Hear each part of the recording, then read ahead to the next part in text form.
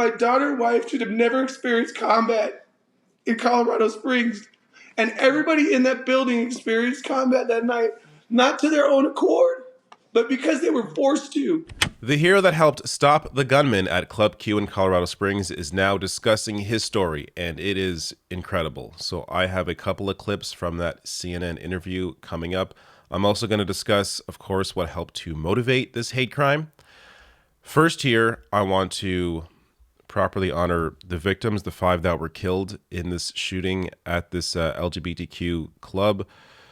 This is Ashley Pa, Daniel Aston, Derek Rump, Kelly Loving, and Raymond Green Vance. So Raymond Green Vance is actually the boyfriend of the daughter of the man that stopped the gunman. So I'll get to that story shortly here. So first, just to get basic facts around this story. And if you can tell, I am not comfortable covering this.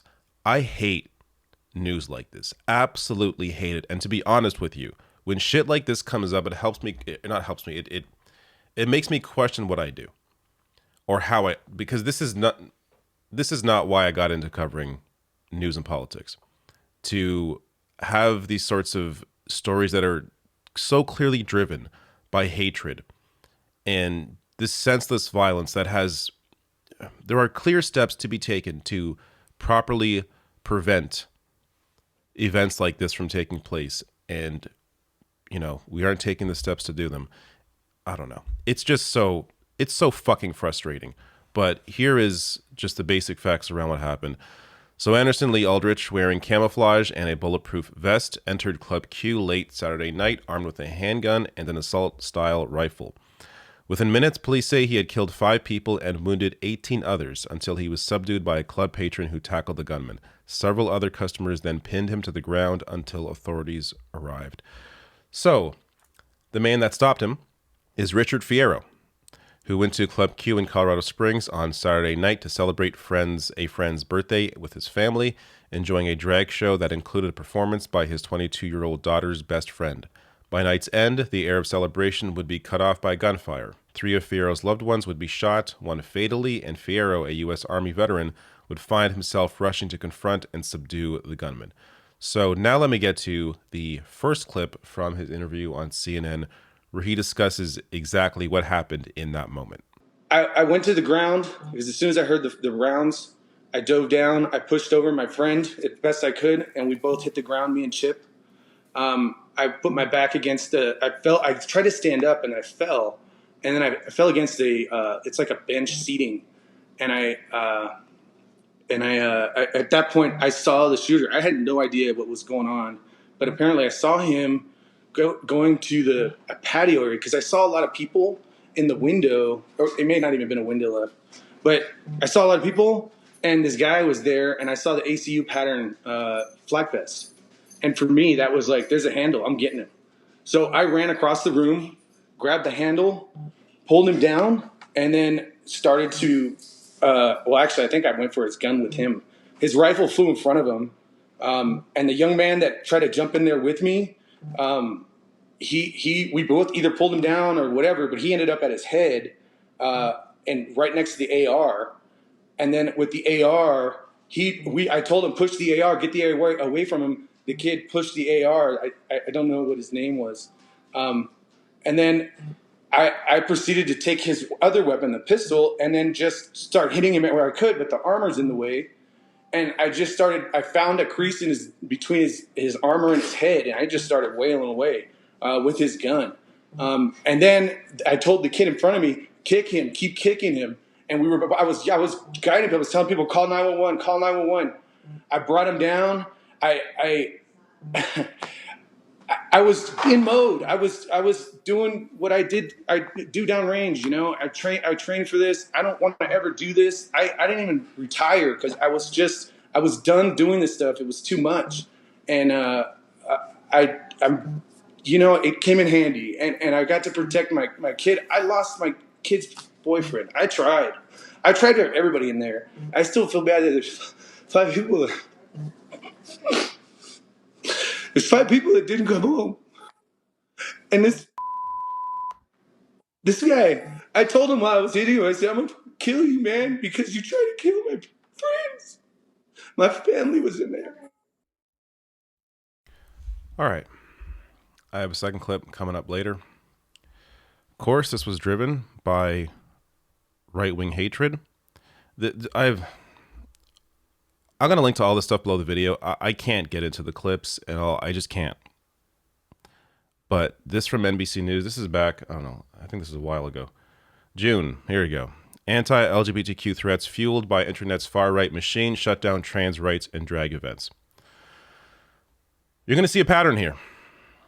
Arson attack on Tulsa donut shop. Hosting a drag event follows right-wing media campaign of fear.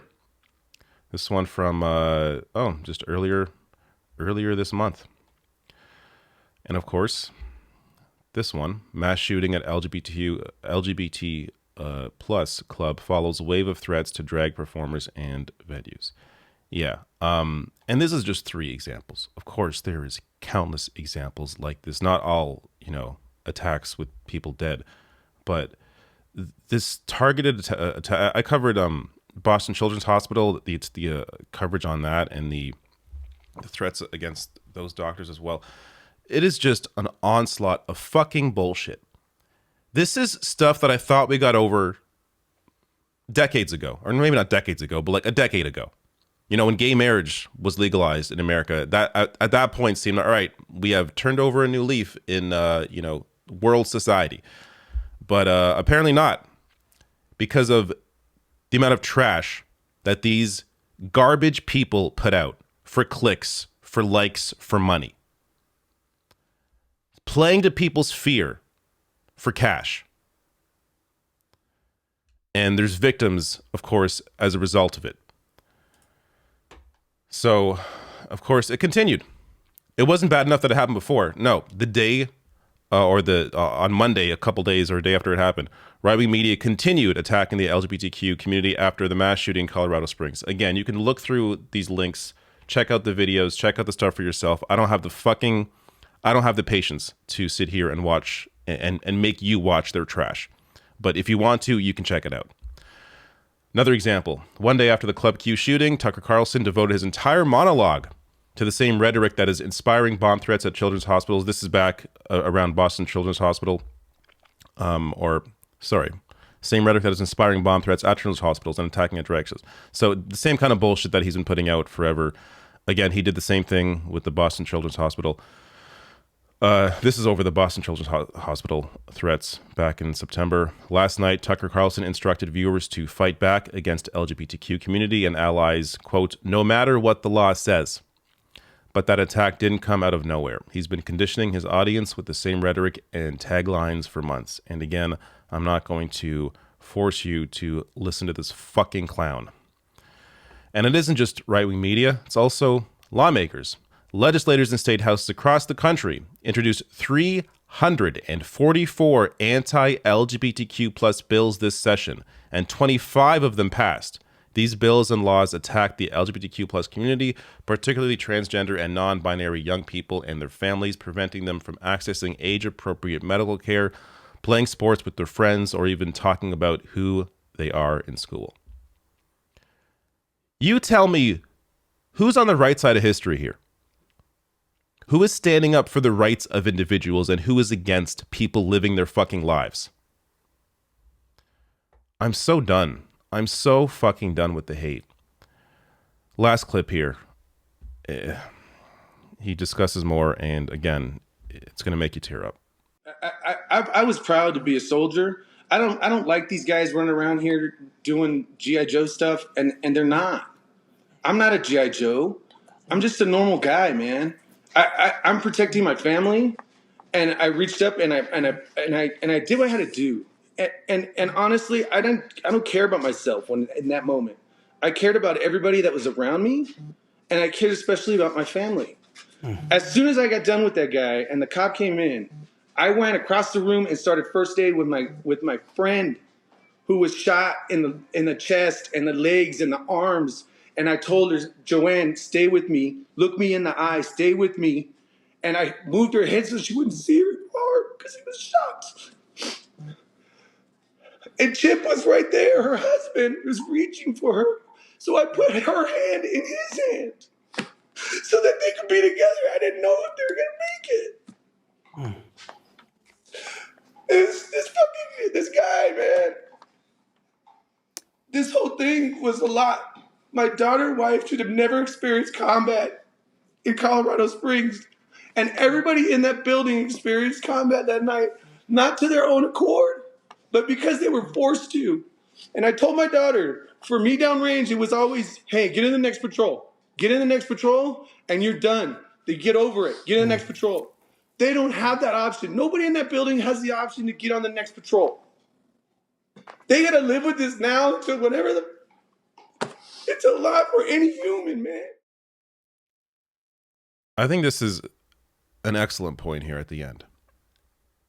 The fact that these people, the ones that weren't killed, everyone in that club now has to live with that for the rest of their lives.